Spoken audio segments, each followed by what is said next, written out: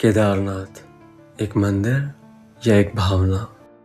Kedarnath part 1 में हमने आपको दिखाया था ऋषिकेश से सोनप्रयाग तक का बाइक रोड ट्रिप, गौरीकुंड से केदारनाथ तक की पैदल यात्रा, ट्रैक के दौरान पड़ने वाले खूबसूरत नज़ारे, फूड, स्टे, केदारनाथ मंदिर के दर्शन और आरती।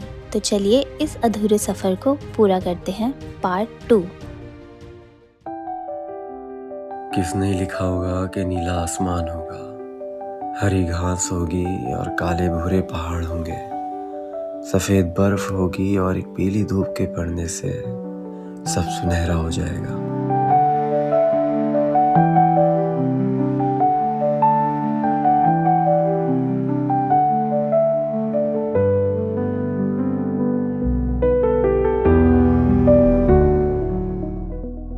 और हम निकल चुके हैं होटल से केदारनाथ दर्शन के लिए।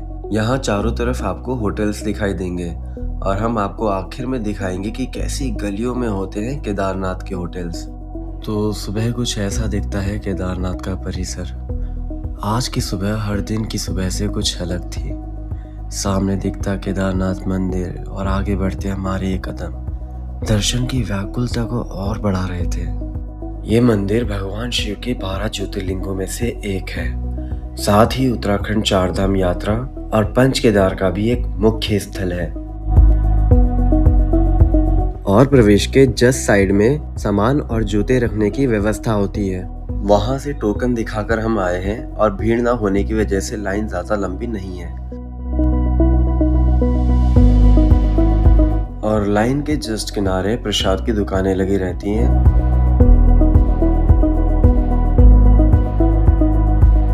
और हमने ले लिया है प्रसाद। इसमें छोटे से केदारनाथ मंदिर, एक रुद्राक्ष और प्रसाद के साथ एक सिक्का है। और साथ ही हमने स्पर्श दर्शन के लिए घी, चंदन, भस्म और शहद लिया है। और इन पंडित जी के द्वारा आज का अभिषेक करने का सौभाग्य मिलने वाला है।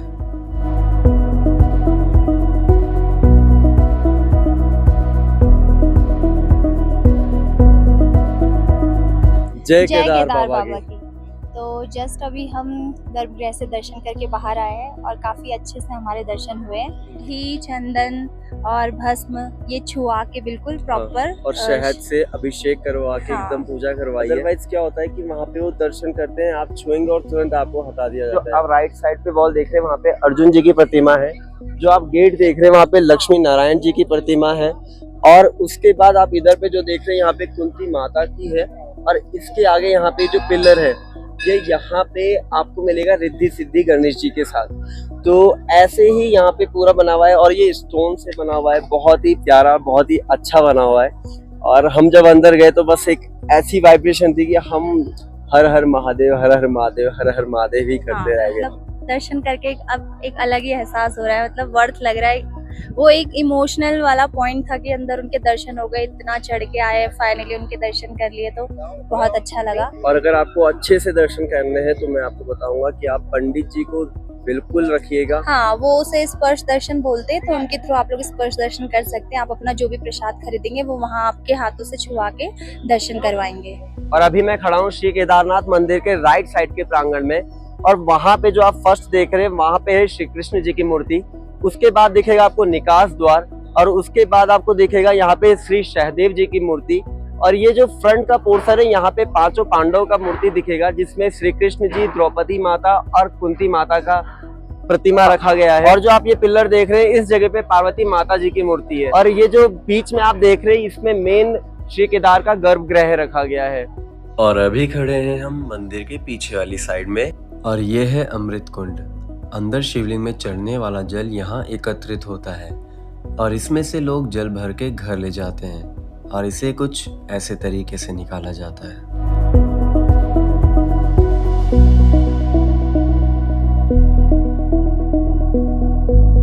और यहाँ से हमने प्रसाद लिया था तो अपना बैग और शूज भी हमने यहीं सबमिट करा दिया था। और अभी आप देख सकते हैं कि यहाँ पे बिल्कुल भी भीड़ नहीं है।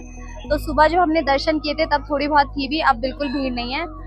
बट जो पीक सीजन होता है मई जून में, यहाँ पे इतना रश होता है कि हेलीपैड तक लाइन लगती है, लोग रात रात भर दर्शन के लिए बैठे रहते हैं। तो हम इतना ब्लेस्ड फील कर रहे हैं कि हम इस सीजन में आए हैं सितंबर में, तो इस टाइम पे हमें ऐसी कुछ खास भीड़ देखने को नहीं मिली और काफी अच्छे से हमारे दर्शन हो गए। महाभारत के युद्ध के बाद पांडव अपने परिवारजनों की हत्या के पाप से मुक्ति पाने के लिए भगवान शिव से क्षमा मांगने उनकी तलाश में निकले थे, लेकिन शिव भगवान उनसे नाराज थे और दर्शन नहीं देना चाहते थे।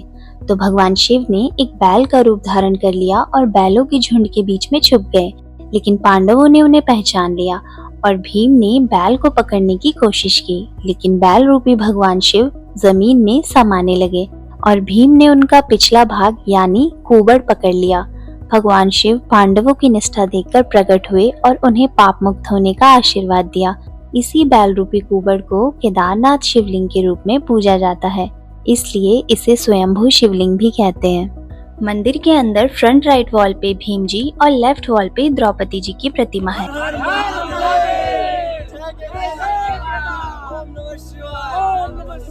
और दर्शन के बाद अब हम आ गए हैं नाश्ता करने और हमने ऑर्डर किया है डोसा और पराठा। और अब हम जा रहे हैं भैरवनाथ मंदिर। इसका रास्ता मंदिर के राइट साइड से है। यहाँ से भी पिट्ठू वाले मिलते हैं जो 1500 से 2000 तक चार्ज करते हैं और केदारनाथ से भैरव मंदिर की दूरी 1 किलोमीटर है।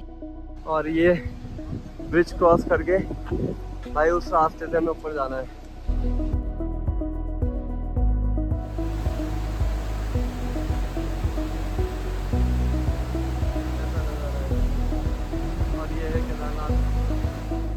और ब्रिज क्रॉस करते ही यहाँ पे अलवर भंडारे की सेवा उपलब्ध रहती है, जो कि कपाट खुलने से कपाट बंद होने तक चलता है।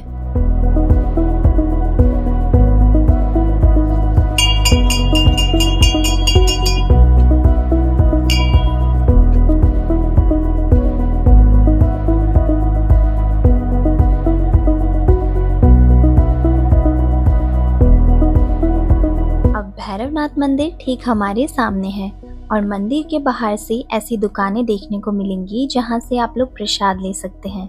और यहाँ से हमने मंदिर में चढ़ाने के लिए तेल लिया और ये काला धागा वहां छुआ के बांध सकते हैं।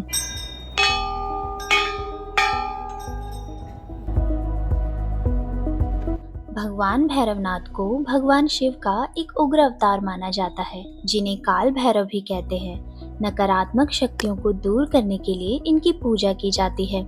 भैरवनाथ को केदारनाथ क्षेत्र का क्षेत्रपाल या रक्षक कहा जाता है। ऐसा माना जाता है कि भगवान भैरव सर्दियों में जब भारी बर्फबारी के कारण केदारनाथ मंदिर 6 महीने के लिए बंद रहता है, तब पूरी केदारनाथ घाटी और मुख्य मंदिर की सुरक्षा करते हैं। इसीलिए 6 महीने बाद कपाट खुलने से पहले भैरवनाथ की पूजा की जाती है। केदारनाथ मंदिर के बाद भैरवनाथ मंदिर के दर्शन करना तीर्थ यात्रा को पूरा करने के लिए आवश्यक माना जाता है। ओम श्री काल भैरवाय नमः।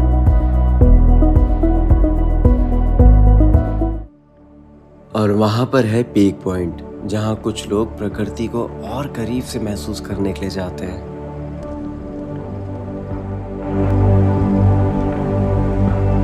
और कुछ ऐसी दिखती है भैरवनाथ मंदिर से केदार घाटी, और सच में ऐसा लगता है मानो जैसे भैरवनाथ ऊपर से पूरे केदारनाथ की रक्षा कर रहे हैं।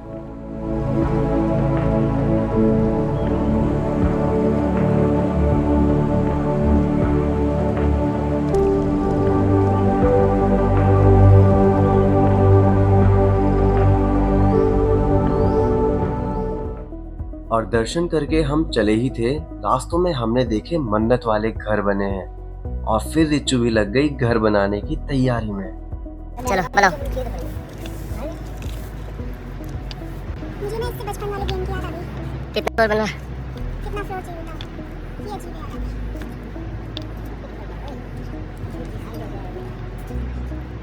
एक छोटा और बदल मैंने वहाँ ये 1 2 3 4 5 6 एक और छोटा वाला देखो उठा ले।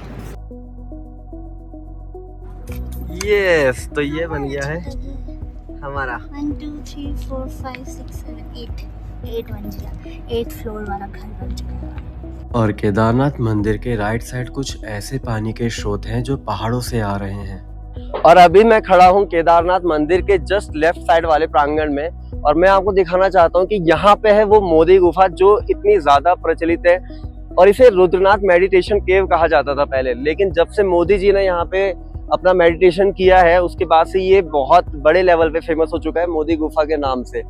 और मोदी जी ने यहाँ पे 18 मई 2019 को साधना की थी। मंदिर से गुफा की दूरी 1 किलोमीटर है, जिसका रास्ता मंदिर के सामने कुछ दूरी से है।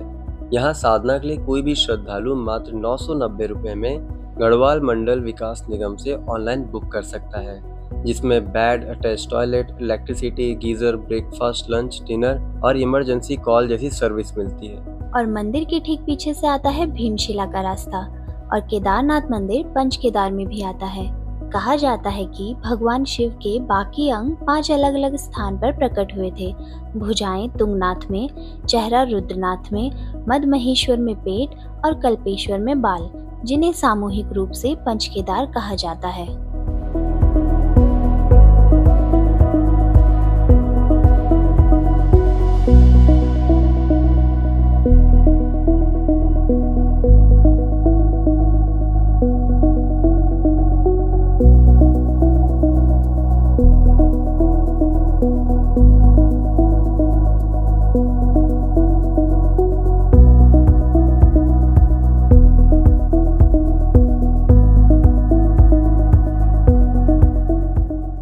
ये जो आप हमारे पीछे एक विशाल शिला देख रहे हैं, ये है भीमशिला। ये वही शिला है जो 2013 की त्रासदी के टाइम पे इस मंदिर के आगे आ गई थी, और जिससे जो पानी है वो 2 पार्ट्स में डिवाइड हो गया था और मंदिर को कुछ नहीं हुआ था, मंदिर सुरक्षित था।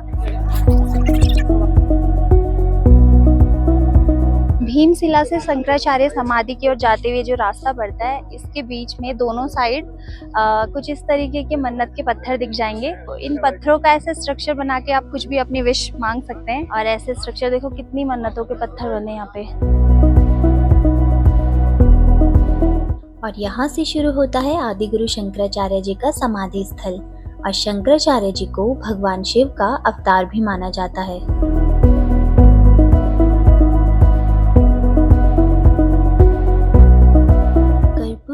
गौरम करुणावतारम संसार सारम भुजगेन्द्रहारम सदा वसंतम हृदयारविंदे भवम भवानी सहितम नमामि।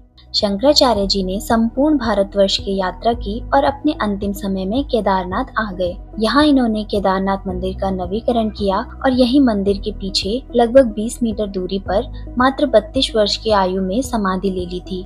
इनके शिष्यों द्वारा यहाँ इनका समाधि स्थल बनाया गया, किंतु 2013 की आपदा में समाधि स्थल बह गया था, जिसे बाद में प्रधानमंत्री नरेंद्र मोदी जी द्वारा दोबारा बनाया गया है। और यही समाधि स्थल में इनकी 12 फीट ऊंची और 35 टन वजन की मूर्ति को स्थापित किया गया है। तो हमारे केदारनाथ के दर्शन पूरे हो चुके हैं, और हमारा इस साथ में तीसरा ज्योतिर्लिंग हुआ है। हमारा पहला पंच केदार और उत्तराखंड के 4 धाम में से पहला धाम। जय केदार, जय केदार, हर हर महादेव। तो चलिए अब देखते हैं यहाँ के होटल्स के रास्ते कैसे दिखते हैं। कुछ ऐसे गलियों से ये और ये यहाँ पे होते हैं होटल।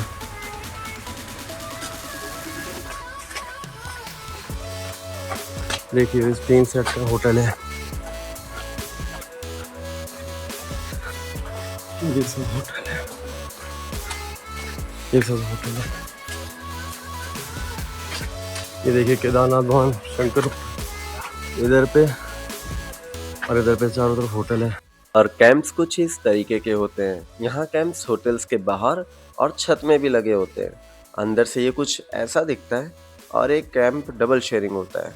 और फिर हम वापसी के लिए निकले, और कुछ दूर हेलीपैड तक पहुँचने पर हमने देखा हेलीकॉप्टर सर्विस के staff without pre booking helicopter ride offer कर रहे हैं, जिसके चार्जेस 4600 थे। और ऐसे ही 1-2 एजेंट और थे वहाँ जो हमें 4500 तक ऑफर कर रहे थे।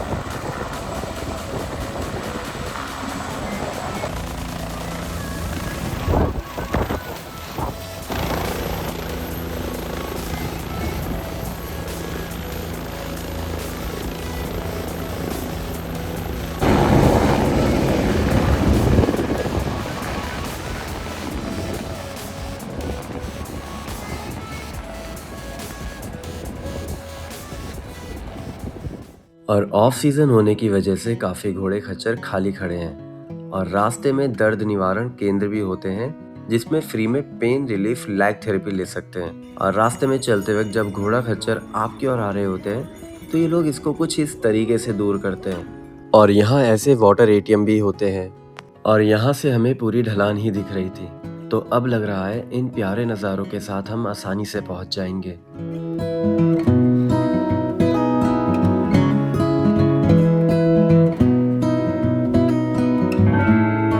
सब जगह दर्शन करके हमें निकलने में 3 बज गया था, तो हमारी कोशिश है कि हम 7 बजे तक नीचे पहुंच जाएं। अगर उससे ज्यादा वक्त लगा तो हमें गौरीकुंड में ही स्टे करना पड़ेगा।